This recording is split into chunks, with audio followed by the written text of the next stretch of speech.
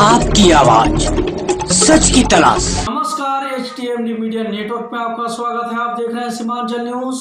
ताज़ा तरीन खबरों के साथ हाजिर हूं मैं तौसीक आलम। विगत वर्ष बाढ़ का पानी अगस्त महीने के आखिर तक आया था, लेकिन इस साल यानी 2020 में किशनगंज जिले में समय से पहले बाढ़ का पानी आने के कारण काफ़ी विकराल एवं भयावह रूप देखा जा सकता है, जिससे जनता अपने घर छोड़कर ऊंचे स्थानों एवं सरकारी स्कूलों में शरण लेने पर एक तरह से बेबस हैं और लोगों के दिल में अभी एक तरह का दहशत कायम है। पुराना बाढ़ से यानी विगत साल के बाढ़ से जनता के दिलो दिमाग से बात सही से मिटी नहीं थी कि इस साल का विकराल एवं भयावह रूप बाढ़ का देखते हुए जनता काफ़ी भयभीत है। किशनगंज में इन दिनों काफ़ी पानी बढ़ जाने एवं नदी के कटाव से लोग एक तरफ जहां भयभीत हैं, वहीं दूसरे तरफ जनता द्वारा नेता एवं प्रशासन से बचाव कार्यों का समय रहते प्रबंध कराने की पुरजोर मांग कर रहे हैं। 2020 में बिहार विधानसभा चुनाव लगभग करीब वक्त में आ चुका है। इस हालत में जनता जहां एक तरफ बाढ़ से प्रभावित है, वहीं पर 2020 का बिहार विधानसभा चुनाव का भी एक तरह से सुगबुगाहट देखी जा रही है। आज हम इस क्रम में बात करना चाहेंगे किशनगंज जिले के मारूफ व मशहूर समाज सेवी, वर्तमान वार्ड पार्षद शाह, पूर्व नगर परिषद उपाध्यक्ष एवं लोक जनशक्ति पार्टी के मुताहरिक जिला अध्यक्ष श्री कलीमुद्दीन के साथ, और जानते हैं वर्तमान सियासी हलचल और NDA गठबंधन सरकार मौजूदा ज्वलंत समस्याओं पर कौन कौन सी कदम उठा रही है। सूचनाएं ऐसी जो कर दे सावधान। बने रहिए हमारे साथ और लेते रहिए ताज़ा अपडेट। प्रस्तुत है सीमांचल न्यूज़ विभाग विश्लेषण कार्यक्रम के माध्यम से। एक बात और है, NDA की सरकार में हमारे माननीय मुख्यमंत्री जी ने आज घोषणा किया है कि आपको याद होगा कि 2017 में जो बाढ़ प्रभावित क्षेत्र था, उसमें जितने भी लोग प्रभावित थे, चाहे शहर में हो, गांव में हो, सारे लोगों को सरकार ने अनुदान सहायता की राशि के रूप में 6,000 रुपया दिया था। इस वर्ष भी आज उन्होंने घोषणा कर दिया है कि वैसे प्रभावित परिवार को 6,000 रुपया का अनुदान राशि इस बार भी दिया जाएगा। जहाँ तक बात है सीट बंटवारे की, आपने जो कहा सर कि एक सीट मतलब जो है यहाँ जनशक्ति पार्टी लड़ सकती है, तो इस दिशा में जैसे आप अगर बात करें, किशनगंज में कुल 4 विधानसभा सीट है, जिसमें से सिटिंग सीट आपका 2 पहले से है गठबंधन में। एक बच गया किशनगंज, एक बच गया आपका बहादुरगंज। तो इस दिशा में किशनगंज के अगर इतिहास देखा जाए तो आज़ादी के बाद से बीजेपी पार्टी यहाँ हर बार हमेशा खड़ा होने का तो काम किया, लेकिन कामयाबी एक बार भी नहीं मिली। और एक मुस्लिम बाहुल्य क्षेत्र के हिसाब से भी देखा जाए तो अगर एक लोजपा पार्टी मुस्लिम कैंडिडेट को देते हैं किशनगंज से लड़ने के लिए, तो फिर यहाँ एक मतलब जो है मुस्लिम गैर मुस्लिम दोनों मिला के इनकी जीत सुनिश्चित हो सकती है बहादुरगंज के मुकाबले में। तो इस दिशा में आपका क्या ख्याल हो सकता है?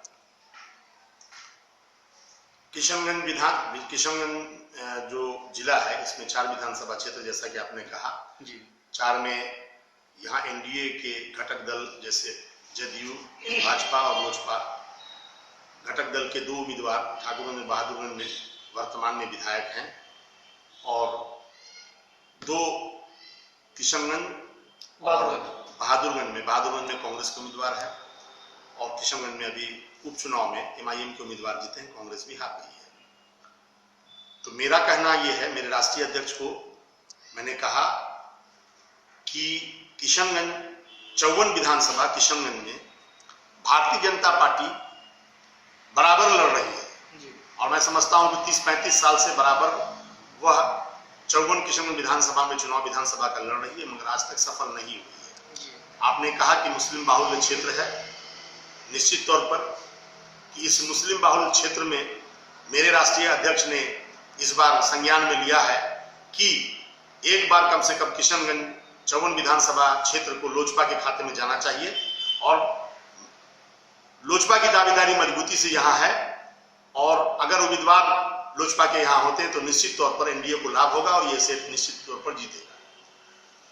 और मैं ये कहना चाहूंगा कि यहाँ पर भारतीय जनता पार्टी के केजरीवाल जी लड़े 2 बार, असफल रहे, राजेश्वर वैद्य 2 बार लड़े असफल रहे, संजीव यादव जी लड़े 2 बार असफल रहे, स्वीटी सिंह सिकंदर सिंह लड़े 3 बार असफल रहे। बहुत मजबूत कैंडिडेट बार सब लोग मजबूत कैंडिडेट थे, सब लोग लड़े, प्रयास किया गया, हम लोगों ने भी प्रयास किया मिल करके, लेकिन सफलता हाथ नहीं लगी। मैं इस बार अपने राष्ट्रीय अध्यक्ष को कहा है कि इस बार लोक जनशक्ति पार्टी का उम्मीदवार किशनगंज में लड़ेगा, आप लड़ाएं सर, और मुझे पूर्ण विश्वास है कि अगर इस घटक दल में लोजपा के उम्मीदवार को अगर किशनगंज 54 विधानसभा क्षेत्र से लड़ाते हैं तो निश्चित तौर पर यहाँ के हिंदू मुसलमान सब लोग मिलजुल करके इस सीट को जिता करके एनडीए के खाते में देंगे। और एक बार बहादुरगंज विधानसभा क्षेत्र से भाजपा जीत चुकी है, 4 सीट में अगर 2 जदयू की सिटिंग सीट है, अगर 2 सीट है, 1 सीट पर तो लोजपा को लड़ना ही लड़ना है। हालांकि दावेदारी दोनों सीट पर है कि माइनॉरिटी अल्पसंख्यक का इलाका है, इसलिए किशनगंज और बहादुरगंज पर दावेदारी रखा गया, हम लोग रखे हैं। लेकिन कम से कम इस जिला में 1 सीट ठाकुरगंज था जो कि जदयू के खाते में चला गया, तो इस बार 1 सीट जरूर लड़ेगी किशनगंज में। और चूंकि बहादुरगंज से भाजपा के उम्मीदवार अवध बिहारी सिंह जीत चुके थे, तो वहां एक संभावना बनती है, इसलिए आपसी तालमेल बना करके मैं चाहूंगा कि एनडीए के जो शीर्ष के नेतृत्व है वो इसको संज्ञान में लें और तालमेल बना करके किशनगंज 54 विधानसभा को लोजपा के खाते में दें और बहादुरगंज विधानसभा को भाजपा के खाते में लें। आशा है कि चारों सीट अगर इस तरह का आपसी समझौता से बंटवारा करेंगे, कोई विवाद नहीं होगा, तो हम लोग ये चारों सीट एनडीए के खाते में लेने में सफल होंगे। आपसे और एक बात आखिर में हम जानना चाहेंगे कि सूत्र के मुताबिक जो हम लोगों को खबर मिली कि ये जो है, जैसे आप इससे पहले भी जो इलेक्शन लड़े हैं, निर्दलीय भी लड़ा गया आपके जरिए, लेकिन जनता ने आपको सम्मानजनक मत दिया है, भले परास्त होना एक अलग चीज है जी। तो ऐसी दिशा में अगर लोक जनशक्ति पार्टी इस बार मौका और महल के हिसाब से चुनाव में आना भी चाहती है, तो आप खुद एक प्रत्याशी होने का दावा क्यों नहीं कर रहे हैं? मैंने अपनी बात को अपने राष्ट्रीय अध्यक्ष माननीय चिराग पासवान जी के पास रख दिया है, और चूंकि पिछले 2001 से लोक जनशक्ति पार्टी से मैं जुड़ा हूं और मेरे संस्थापक और मेरे राष्ट्रीय अध्यक्ष और प्रदेश के तमाम जितने भी पदाधिकारी एसएस के नेतृत्व सारे लोग मुझको व्यक्तिगत भी जान रहे हैं। मैं सामाजिक कार्य से जुड़ा हूं, पिछले 15-20 वर्षों से नगर पार्षद, उप चेयरमैन और निर्विरोध आपको जिला योजना समिति का सदस्य भी चुना जा रहा हूं लगातार। तो मेरी भी इच्छा है कि अगर हमारे गठबंधन में ये सीट लोजपा को जाती है तो मेरे राष्ट्रीय अध्यक्ष से मैं आग्रह करूंगा और उनसे मैंने अपना बात भी रखा है कि ये सीट दिया जाए, और निश्चित तौर पर मैं विश्वास दिलाता हूं कि यहाँ की आवाम आपको निराश नहीं करेगी, सफल बना करके आपके उम्मीदवार को भेजेगी। जब सरकार बार-बार बोल रही है कि घरों में रहिए, सुरक्षित रहिए, तो क्या इस परिस्थिति में क्या कहना चाहिए?